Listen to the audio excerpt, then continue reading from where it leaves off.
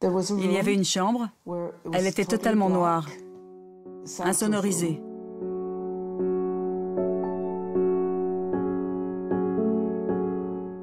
Elle était capitonnée, les fenêtres occultées, toutes sombres. Et on les mettait dans des tubes, les bras et les jambes coincés.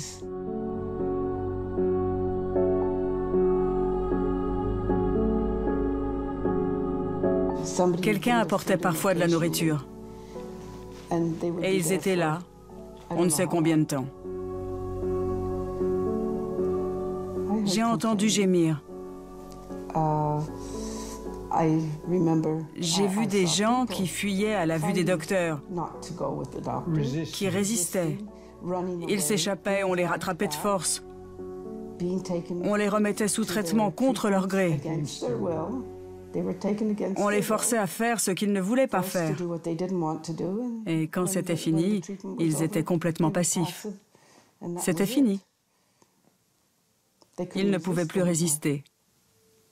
Ce n'étaient pas des cris, c'était des pleurs.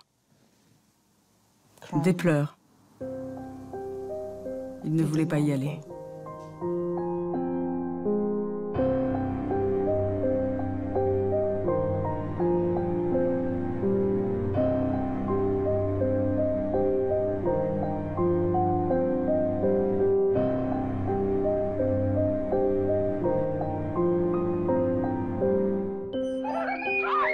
C'était à la fin des années 50. Des années où l'on pense que les guerres sont finies et où l'on rêve d'un monde où les enfants sont voués à un quotidien sans violence. Gina Blasbalg est alors adolescente. La vie ne l'a pas gâtée. Au décès de son père, sa mère l'a placée dans un orphelinat. À l'âge de 16 ans, on l'hospitalise à l'Allan Memorial, le département psychiatrique de l'université McGill à Montréal. Elle souffre d'une hépatite aiguë qui la rend dépressive. Gina pense qu'on va la soigner, mais elle tombe dans les filets d'un programme top secret de la CIA américaine. Nom de code, MK Ultra. Sous le prétexte d'études sur le cerveau humain, des dizaines de milliers de cobayes non volontaires comme Gina vont devenir de véritables rats de laboratoire. Le plus terrible, c'est qu'on les obligeait. Les médecins les forçaient. Ils leur disaient « Mais vous ne voulez pas aller mieux? On est là pour ça. » Et bien sûr, les patients ne pouvaient qu'y croire. Bien sûr qu'ils voulaient aller mieux. Ils voulaient rentrer chez eux, mais ce n'est pas du tout ce qui s'est passé. MK Ultra, c'est un programme qui a secoué l'Amérique jusqu'à la présidence. The United States of America offers a sincere apology. Financé par la CIA, des médecins ou des scientifiques traquent les indigents, les noirs ou les déshérités. Ils les repèrent dans les prisons, les hôpitaux, les casernes ou même les orphelinats. Et ils tentent, à leur insu, d'en faire des robots humains. But de la manœuvre, effacer la mémoire, trouver un moyen de faire avouer un ennemi. Fabriquer une machine humaine prête à tuer contre son gré. Gina Blasbalg sera l'un de ces rats de laboratoire. Le docteur m'a dit qu'il voulait effacer ma mémoire en me mettant dans un état de sommeil pendant 1 mois. Que je n'aurais plus du tout de mémoire ou de pensée et qu'il pourrait alors travailler sur mon cerveau car il n'en resterait plus rien. J'étais Comme un zombie. Elle était vide de tout. On me donnait des produits qu'on m'injectait et j'avais plein de convulsions. Mon corps ne m'appartenait plus, ma langue pendait, mes yeux roulaient. J'ai été témoin de tout ça. Et je les suppliais, « S'il vous plaît, qu'est-ce que vous faites? Donnez-moi un antidote. » Et on me répondait, « Non, on ne peut rien vous donner parce qu'il faut qu'on voit combien de temps ça dure. » Gina va être séquestrée pendant plusieurs périodes au sein de l'établissement psychiatrique. Entre 2 séjours, elle rencontre Ralph. C'est lui qui réussira à l'extirper de l'institution. Mais Gina est hantée par les souvenirs. J'allais parfois dans la chambre à côté de la mienne. Et là, Il n'y avait que des corps immobilisés. Ils étaient enfermés dans des tubes, les bras et les jambes pris dans des tubes. Et ils avaient des écouteurs sur la tête. Ils se débattaient sur leur lit et le son ne cessait jamais, jamais.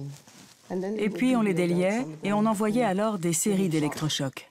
On appelle ça la soumission psychique. Et ils avaient les écouteurs, les enregistrements en boucle.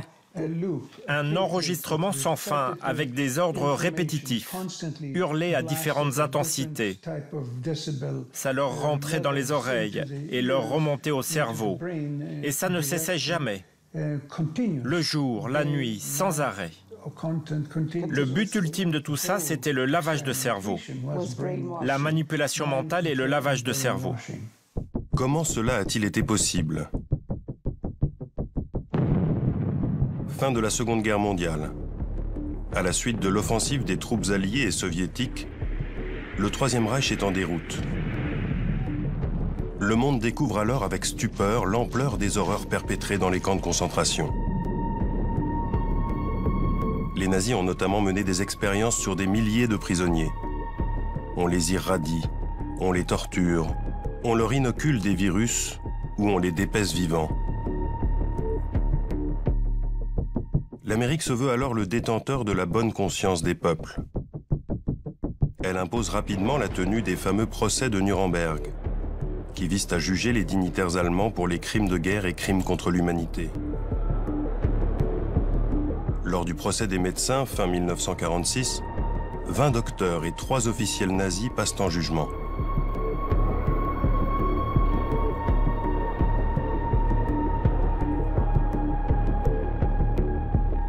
Guilty or not guilty? Nicht schuldig. 5 des accusés sont acquittés. 7 sont condamnés à mort et les autres à des peines de prison. À l'occasion de ce procès, l'Amérique rédige le Code de Nuremberg. Le contenu en est exemplaire. Celui-ci détermine l'éthique qui doit prévaloir lors des expérimentations pratiquées sur l'être humain. Mais en parallèle, les Américains convoitent les scientifiques et les médecins allemands et les exfiltrent vers les États-Unis. Juste après la guerre, on s'est retrouvé avec un grand nombre de scientifiques allemands qui officiaient dans tous les domaines. Bombardement, énergie, missiles, cinéma, médecine. Et les Français, les Anglais, les Russes et les Américains voulaient tous mettre la main dessus, les ramener chez eux et qu'ils travaillent pour eux. Le problème qu'avaient les Américains, c'est qu'un grand nombre de ces soldats étaient répertoriés comme criminels de guerre. Le département d'État ne voulait donc pas leur donner de visa et ils ne pouvaient pas aller en Amérique. Toute une série de programmes ont été alors mis sur pied. Dont le plus célèbre, c'est le projet Paperclip. Et les archives montrent bien que des centaines de scientifiques allemands ont été exfiltrés grâce à ces programmes et passés au travers des mailles du département d'État.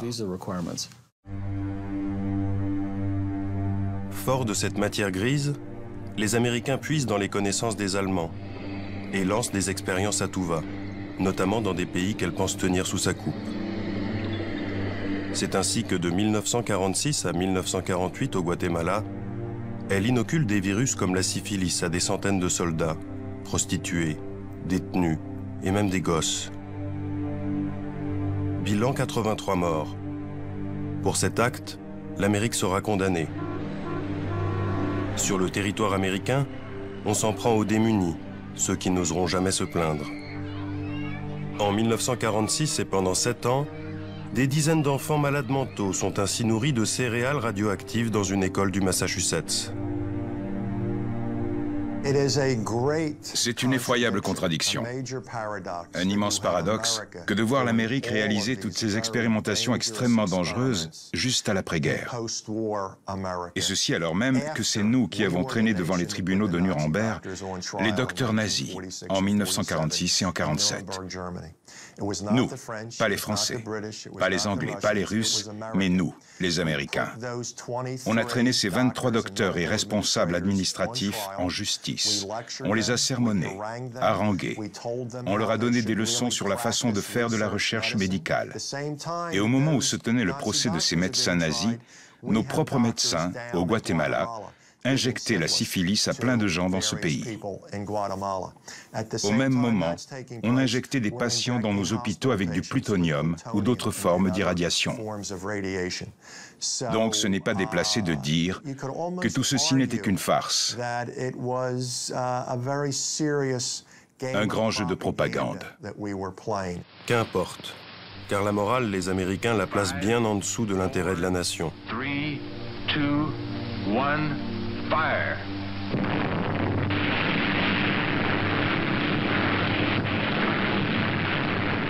Et au sortir de la guerre, la priorité absolue, c'est le nucléaire.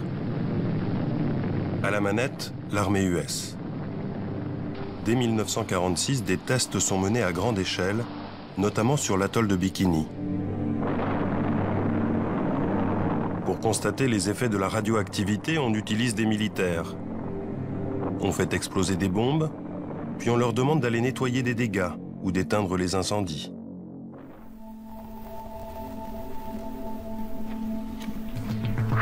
Lincoln Groves fut l'un des 250 000 à 500 000 soldats irradiés lors de ses essais nucléaires.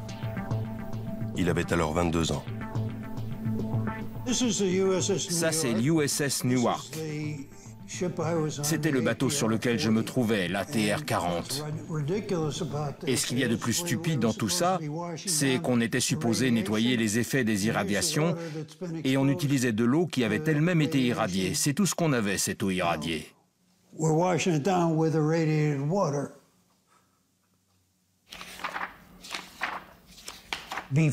Avant d'être envoyé à Bikini, on devait tous signer des contrats, qui étaient ni plus ni moins un serment de secret, afin qu'on ne dise à personne ce qu'on avait vu ou entendu pendant notre mission.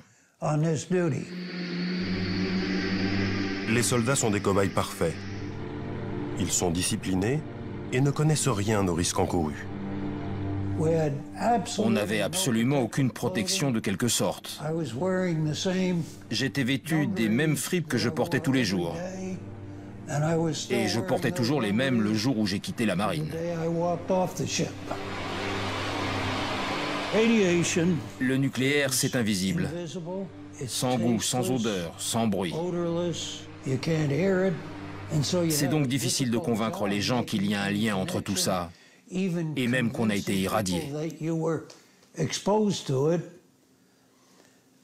Et en plus de tout ça, les cellules infectées ne s'arrêtent jamais et continuent leurs dégâts.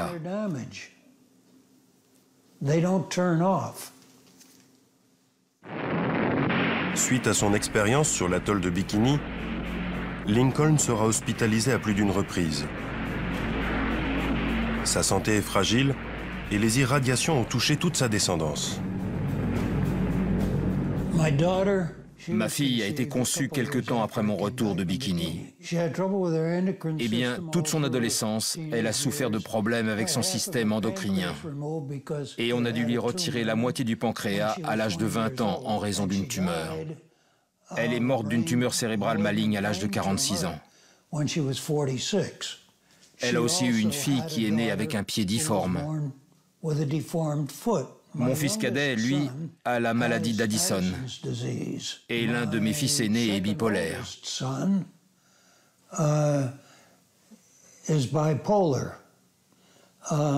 ne vous paraît pas beaucoup pour une seule famille? De son côté, la CIA ne reste pas les bras croisés. Sous couvert de la guerre froide, elle s'en prend à des villes entières. En 1950, un bateau de guerre déverse à coups d'aérosol une maladie nosocomiale sur la baie de San Francisco. 11 personnes seront hospitalisées, dont une décédera de pneumonie. Il ne s'agit pas de fiction. Toutes ces expériences ont été révélées par des documents aujourd'hui déclassifiés. La CIA veut aller plus loin encore. Ce qui l'intéresse, c'est la manipulation mentale. Elle veut lancer des études à grande échelle. Mais pour cela, il faut de l'argent.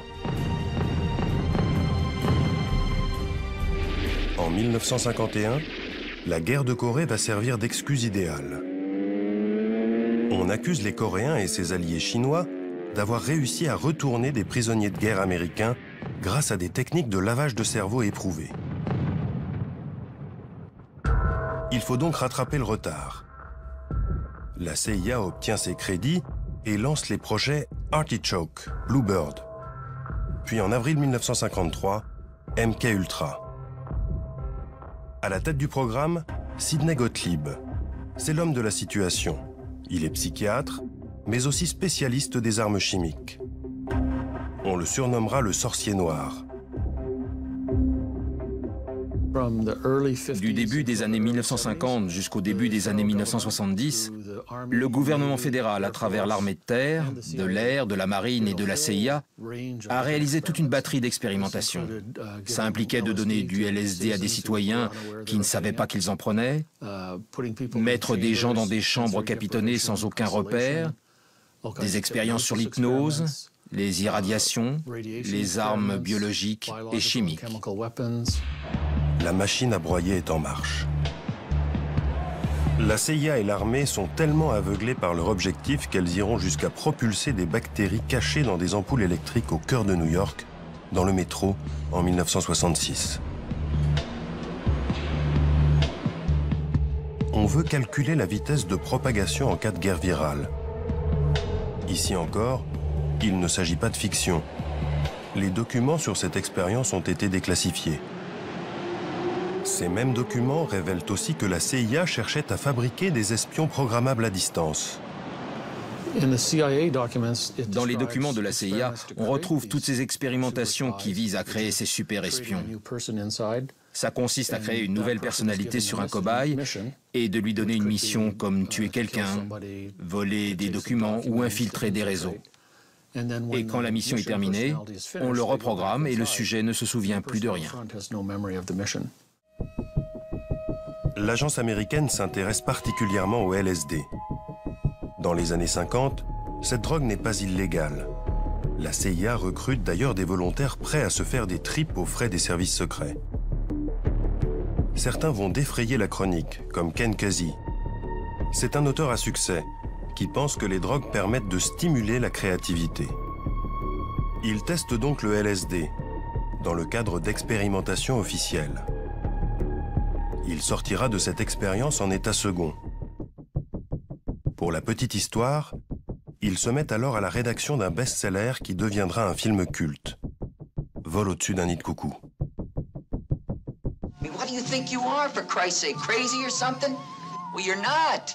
Grâce à l'appui involontaire des artistes et des hippies, les scientifiques américains n'ont pas trop de mal à faire accepter leurs expérimentations sur le LSD.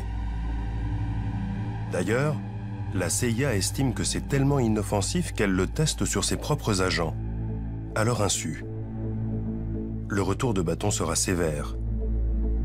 Certains en deviendront paranoïaques, comme l'un de leurs biochimistes, Frank Olson.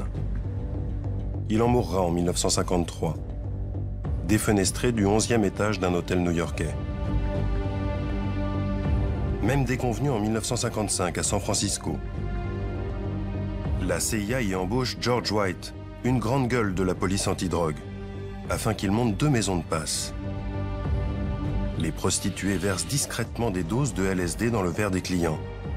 Derrière une vitre sans teint, la CIA observe leurs réactions. Certains paniquent, deviennent fous.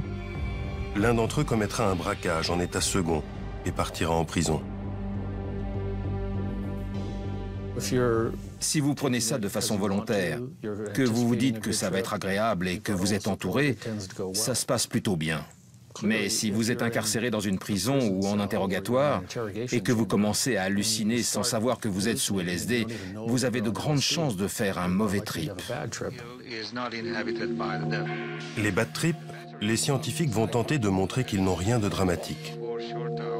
Lors de cette expérience, filmée en 1955, on demande à un artiste de boire une dose de LSD. 12 o'clock and we're ready to start this experiment. How did it taste? It had no taste. How did it look? Colorless. Now, would you tell me your name, please? William Millark. Puis il lui faut dessiner les traits d'un être humain, avant que les premiers effets ne se fassent ressentir. We have the advantage of an artist who is able to draw a sketch and On le soumet alors à une batterie de tests. Quelques heures plus tard, l'artiste doit dessiner à nouveau un portrait. Mais il n'y parvient plus. Et peu à peu, sous l'œil du psychiatre, il tombe dans une forme de schizophrénie. Now you're getting emotional again. Now look at the picture now. Look at the picture. Look at it. And just concentrate on the eyebrows. That's where you were. Bill, suppose you take a look at these two pictures and compare them. The eyes, for example, are the same to me. Ces images de propagande donnent la sensation que chaque expérience est encadrée et sans trop de dommages. La réalité est moins présentable. Le LSD a été mis en avant parce que tout le monde connaît. Mais lors des commissions sénatoriales, dans les années 1970, le conseiller en chef de l'armée a rendu une liste de 125 produits qu'ils avaient testés dans le cadre de ces expérimentations sur le lavage de cerveau. Et il faut rajouter à cela ceux de la marine, de l'armée de l'air et de la CIA. Dans ses folles recherches, la CIA fait la course avec l'armée. Celle-ci aussi fait des expériences à grande échelle, notamment dans le camp d'Edgewood. Dans ces bâtiments, on y teste tout aussi bien des armes chimiques, avec notamment l'aide de scientifiques du Troisième Reich, mais aussi des drogues qui agissent sur le comportement. Ce département est tenu par un psychiatre militaire, James Ketchum. Il y expérimente plus d'une trentaine de produits toxiques. James Ketchum s'intéresse au LSD, mais surtout au benzylate ou BZ, une drogue beaucoup plus puissante que le LSD. Quel était le but de vos recherches? De tenter de trouver une drogue, le benzylate étant notre premier choix, qui pourrait être utilisé en temps de guerre afin de mettre hors d'état de nuire l'ennemi pendant un temps donné. Ça a d'ailleurs été réalisé et des petites bombes ont été créées à une époque. Elles étaient remplies de benzylate et pouvaient exploser sur un terrain de conflit. Ce n'était pas une arme de destruction massive. C'était destiné à être utilisé dans un lieu particulier qui pouvait être encerclé et contrôlé, mais qui ne pouvait être envahi sans risquer beaucoup de pertes de notre côté.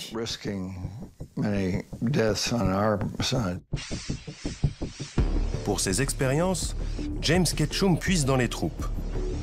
Pas moins de 7000 soldats serviront de cobayes pour les laboratoires d'Edgewood. James Ketchum dit qu'ils étaient tous volontaires. Mais plusieurs dizaines d'entre eux sont aujourd'hui encore en procès contre l'armée en raison d'effets secondaires qu'ils attribuent à ces drogues. Mis en examen, le psychiatre militaire s'étonne de ces accusations. Mais non, ce n'était pas de la torture. Ça ne pouvait pas l'être. On les gardait dans des salles capitonnées avec des infirmières et du personnel. Et nous, les docteurs, on vérifiait comment ils allaient et les effets qu'ils ressentaient. Les volontaires étaient très contents d'être là. D'ailleurs, on n'en prenait qu'un sur 3 ou 4 parmi tous ceux qui se présentaient. Et tout cela a duré 20 ans.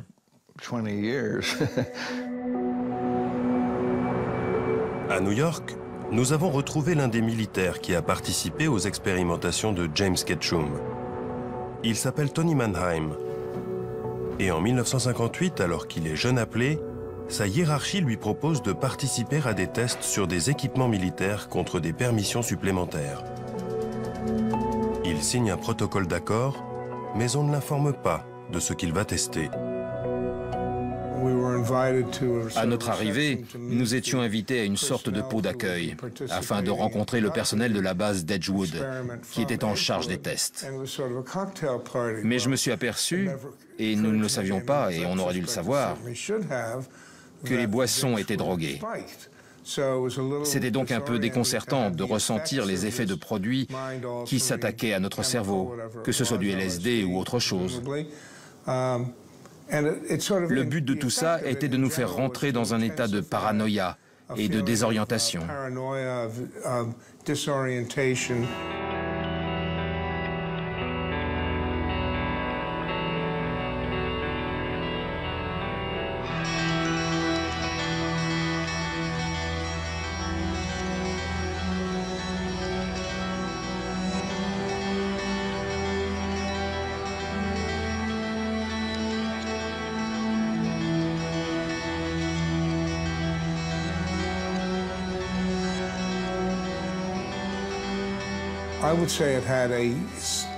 Je dirais que ça a eu des effets significatifs, durement ressentis et de façon négative pendant une durée considérable après l'arrêt de l'expérimentation. Pendant combien de temps? Des années. Je dirais des mois et des années plutôt que des jours et des semaines. James Ketchum affirme pour sa part que les tests étaient réalisés dans un cadre bien défini et que sa propre équipe n'a jamais contesté l'éthique de ces expériences.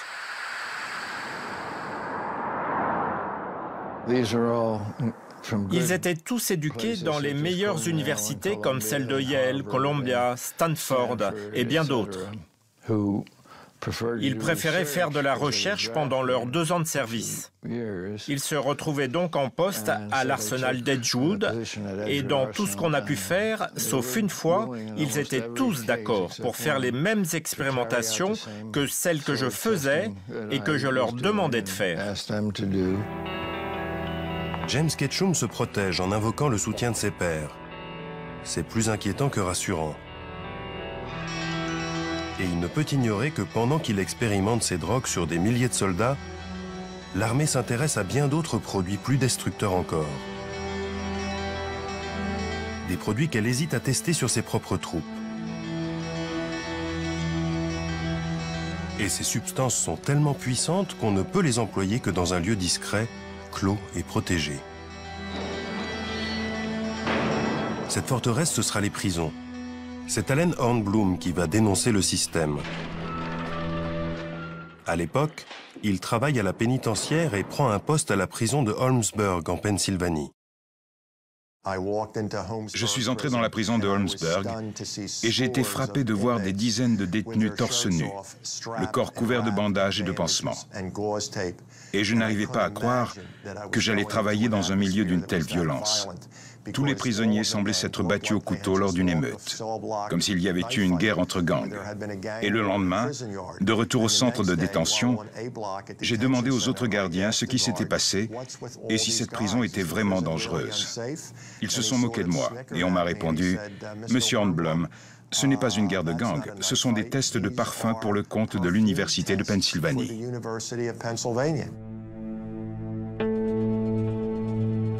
À Holmesburg, mais aussi dans une vingtaine d'autres centres pénitentiaires à travers le pays, la CIA ou l'armée transforme les détenus en rats de laboratoire.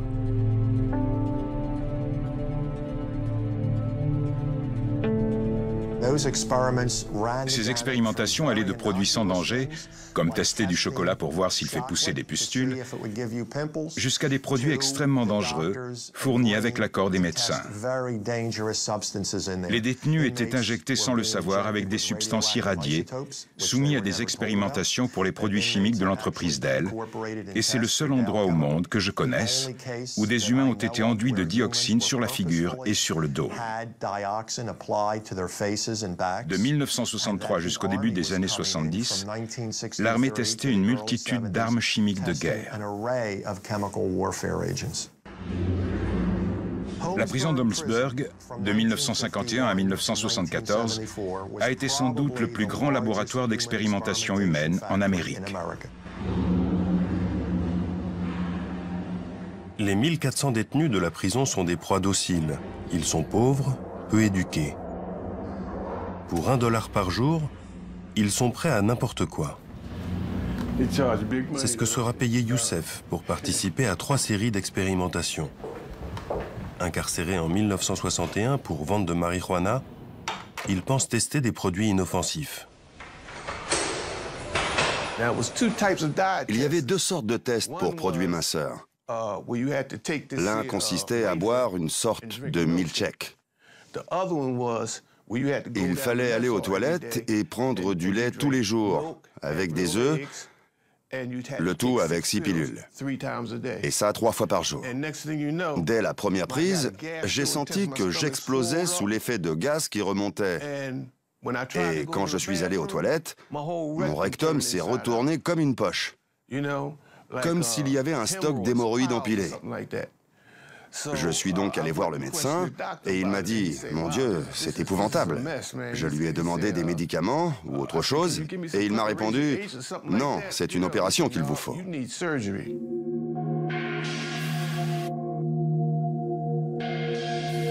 À l'abri des murs clos de la prison, les services américains se sentent tout-puissants. Ils n'ont plus de limites.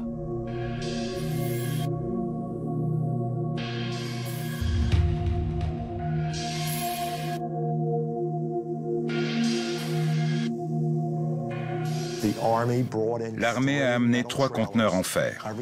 Ils étaient capitonnés à l'intérieur et ils les ont placés entre les ailes G et H du bâtiment et ils ont commencé à administrer des doses très fortes d'atropine, de scopolamine, de benzylate et d'autres psychotropes.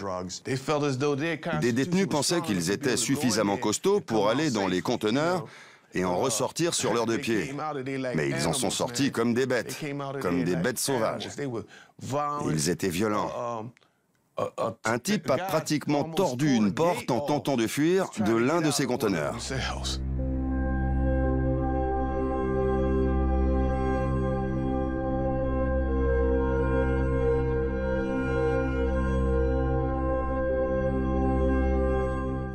Les gens ressortaient de ces expérimentations avec des déficiences mentales, surtout avec leurs produits, comme le LSD ou leurs hallucinogènes que la CIA ou le Pentagone ont mis dans nos organismes pendant qu'on était dans nos cellules capitonnées. Ils nous les ont injectés, ils nous les ont mélangés à notre nourriture, ils nous les ont fait avaler sous forme de pilules.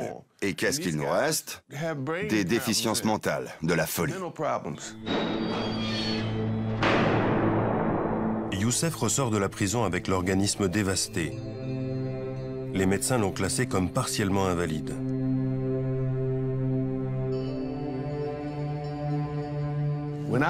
Quand je suis ressorti de prison, j'ai pensé que tout irait bien.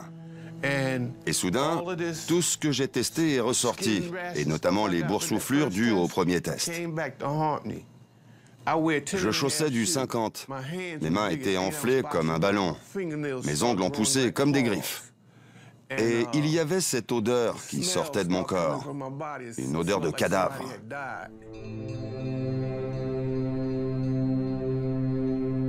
De cette époque à aujourd'hui, ma vie a été misérable. J'ai une maladie du foie, des problèmes génitaux persistants. Je ne sais pas trop ce qui se passe avec mes mains. J'ai des fourmillements dans les pieds. Un cancer de la prostate. C'est un véritable enfer. Alors que l'armée recrute surtout dans les prisons, la CIA, elle, rôde dans les hôpitaux. Prime est donnée à celui qui réussira à transformer un être humain en robot. Plus de 20 ans après la fin du programme MK-Ultra, des témoignages vont dévoiler jusqu'où la CIA était prête à aller pour mener à bien son œuvre.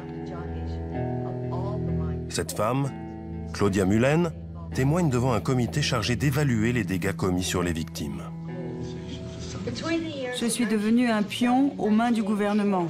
Le but était de me soumettre et de créer l'espion idéal à l'aide de produits chimiques, d'irradiation, de drogue, de l'hypnose, de chocs électriques, de plongée dans des tubes remplis d'eau, de privation de sommeil, de lavage de cerveau, d'abus verbaux, physiques, émotionnels et sexuels.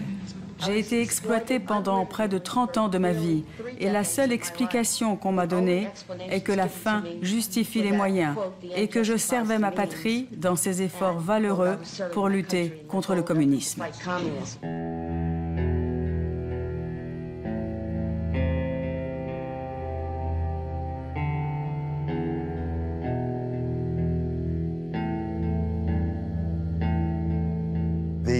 Ces populations vulnérables étaient utilisées comme des rats de laboratoire. Ils en abusaient. Ils leur injectaient ce qu'ils voulaient. Ils ont dépassé toutes les limites. Et plein de choses ici en Amérique n'auraient jamais dû être possibles. Et si cela avait été commis sous l'Allemagne nazie, on aurait mis tout ça dans l'acte d'accusation. On l'aurait mis au compte des coupables. Mais ça n'a pas eu lieu là-bas, c'est arrivé ici.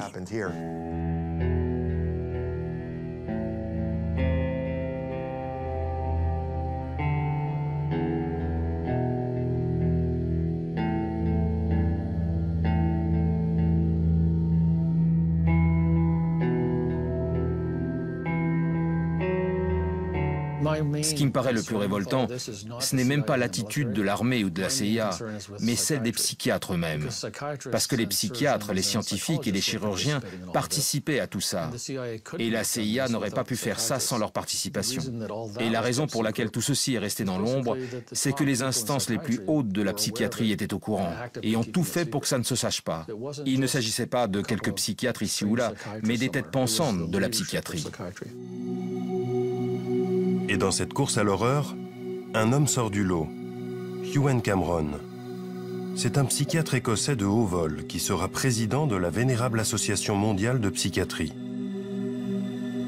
Il a d'ailleurs réalisé l'expertise de certains des médecins allemands jugés lors du procès de Nuremberg. Ewen Cameron est recruté par la CIA en 1957. Il se sent alors investi d'une forme de pouvoir absolu. Tous les patients avaient peur de lui. On ne voulait pas avoir affaire à lui. C'était un type bizarre. Il représentait la souffrance.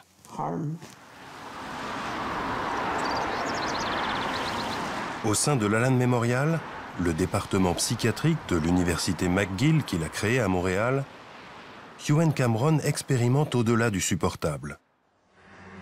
Ces cobayes sont enfermés dans des chambres noires capitonnées.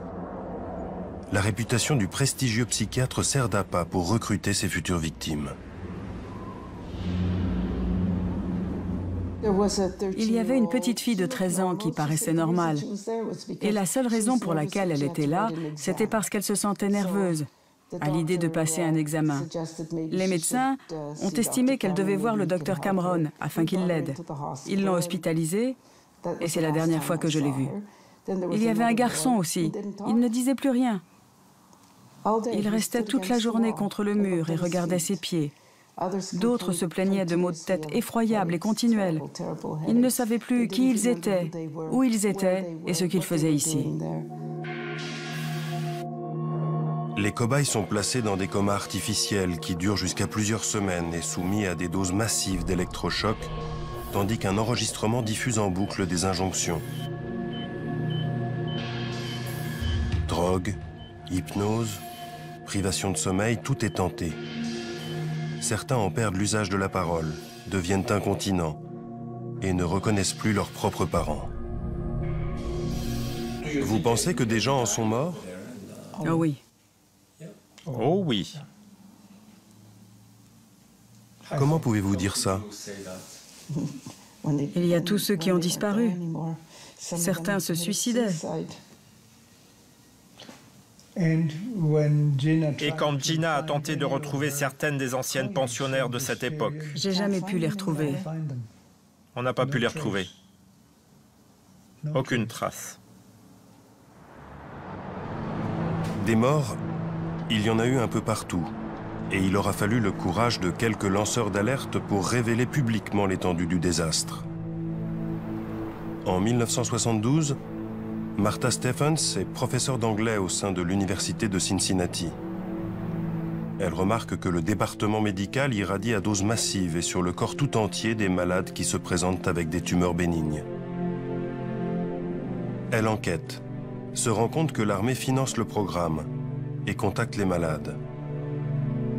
Sur cette photo, une famille qui a perdu sa mère, Maud Jacobs, en quelques jours seulement. On l'a emmenée au sous-sol, on l'a placée devant une machine effrayante. On l'a irradiée sur le corps tout entier, avec un seul faisceau irradiant. Elle est rentrée chez elle, mais s'est sentie très malade cette nuit-là. Elle n'était pas malade avant qu'on ne l'irradie dans les sous-sols de l'hôpital. Et pourtant, elle est morte en à peu près 3 semaines après l'avoir emmenée là-bas. On a son dossier sanguin. On sait qu'elle est morte de pneumonie en raison des effets sur son système de la moelle épinière. Là, ce sont les enfants. Et là, c'est Maud Jacob, une femme du Kentucky qui vivait à Cincinnati. Ils cherchaient des Noirs, des vieux, des malades, des pauvres. À peu près 60% des 90 personnes qu'on a irradiées étaient noires. Dans une ville où, à cette époque, 30% de la population était noire. Les Afro-Américains n'avaient aucun autre endroit où aller. Dans les années 60, la plupart des hôpitaux les refusaient. Au moins 90 hommes et femmes seront hospitalisés au sous-sol du centre médical de l'Université de Cincinnati de 1960 à 1972. 21 d'entre eux vont mourir en 3 ou 4 semaines. À la tête du département, le docteur Eugene Sanger, un radiologiste réputé. Un patriote, je dirais, qui pensait qu'il faisait son devoir pour son pays. Je pense qu'il estimait que certaines personnes doivent se sacrifier pour permettre de comprendre comment nous protéger en cas de guerre nucléaire. Lors du procès qu'on a tenu contre les chercheurs, la juge les a comparés à ce qu'il avait été fait lors du Troisième Reich.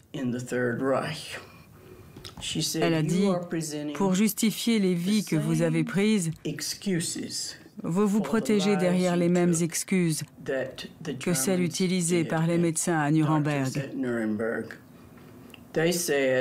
Ils ont dit qu'au nom de leur patrie, ils ont dû faire ce qu'ils ont fait. Et vous, vous donnez les mêmes arguments. Eugene Sanger est décédé, mais son bras droit, le professeur Silberstein, est toujours en activité. Il refuse toute interview, mais voici ce qu'il répond par mail quand on lui demande de réagir sur les expérimentations.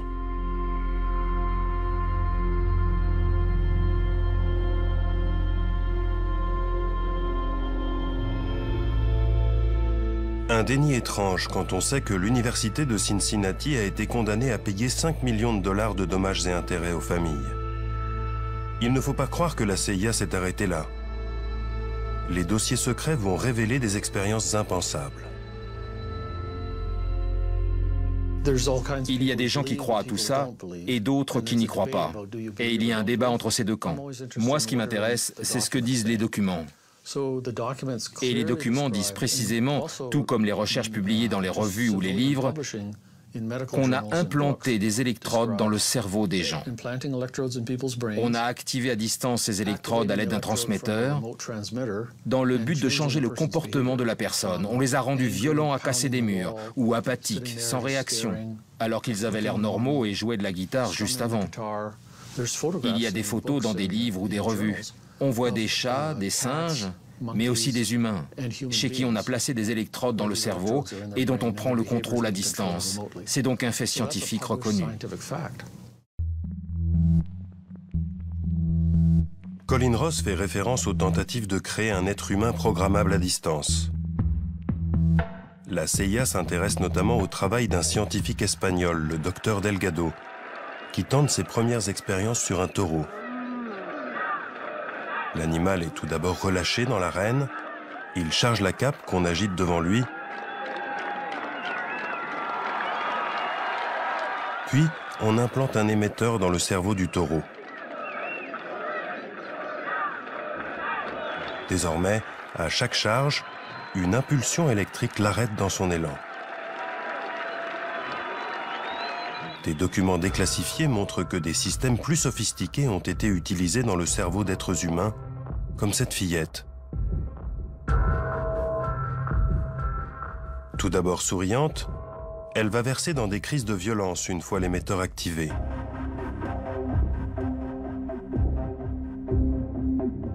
On arrive ici à des degrés d'inhumanité rarement atteints. Comment a-t-on mis fin à ces expérimentations absurdes? Les choses vont s'accélérer au début des années 70. En 1972, le scandale du Watergate sème la panique au sein de la CIA. Elle sait qu'elle a bafoué tous les codes éthiques et son directeur, Richard Helms, n'a pas informé le président de ce qui se tramait dans ses laboratoires.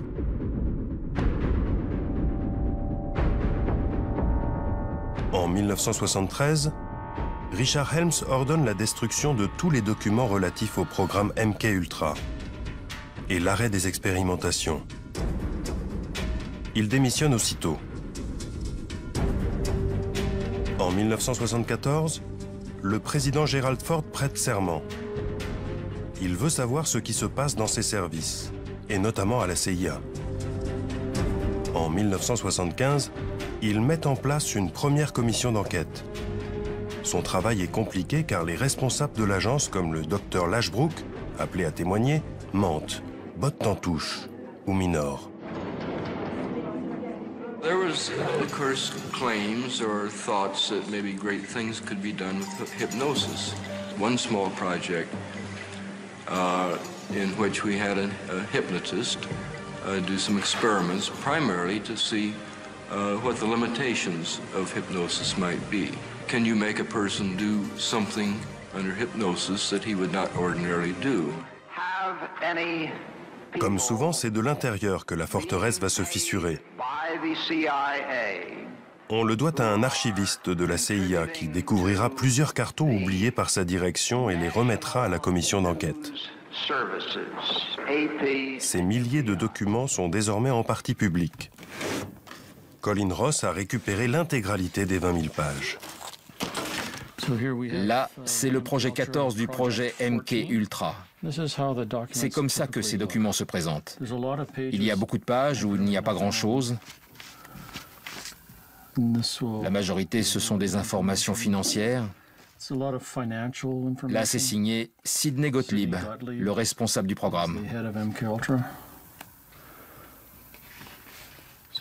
Beaucoup de choses ont été effacées. Ces documents sont une goutte d'eau par rapport à l'ampleur des expérimentations.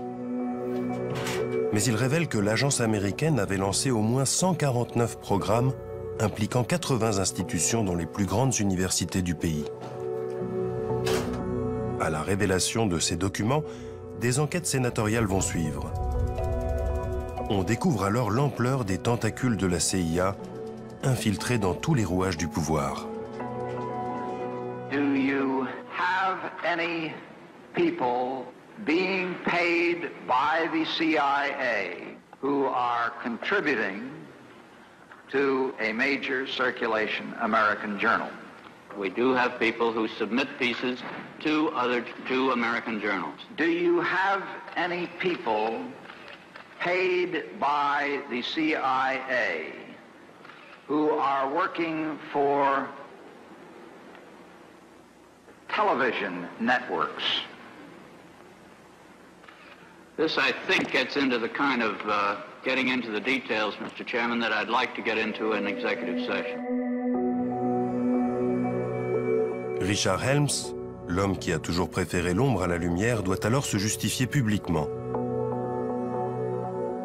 Celui qui a tiré les manettes des programmes les plus répugnants de l'agence affiche un détachement écœurant.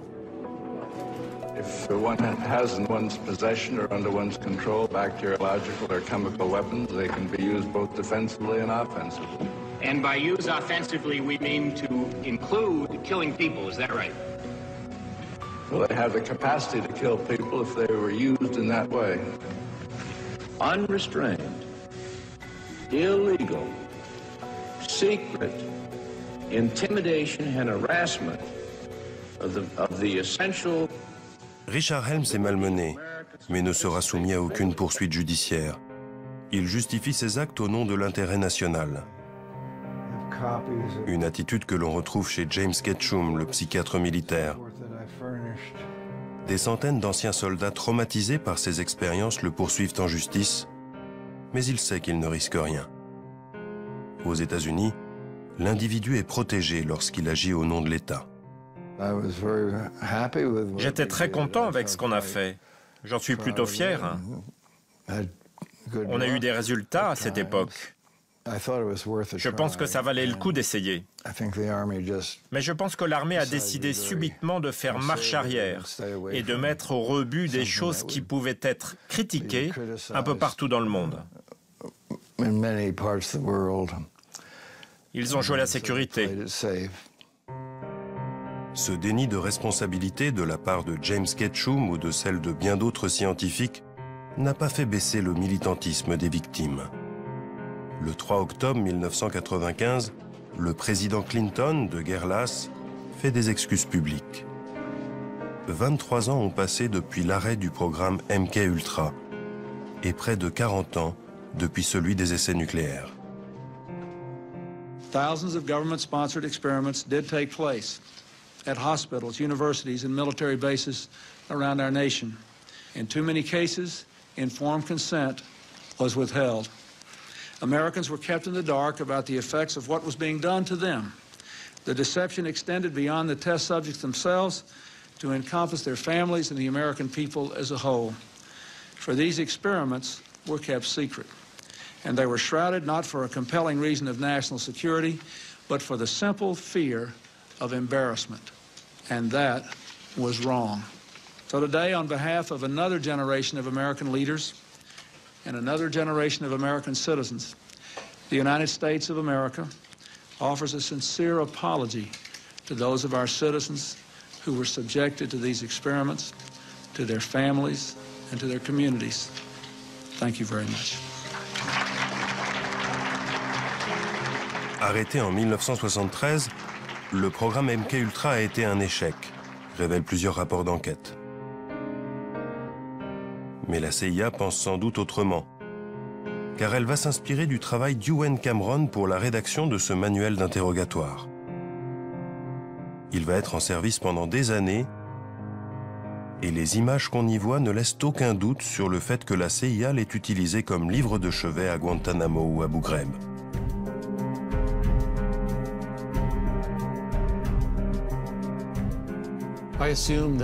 Je suis sûr qu'aujourd'hui encore, les techniques de lavage de cerveau sont utilisées par tous les services secrets du monde, et sans doute aussi par les terroristes.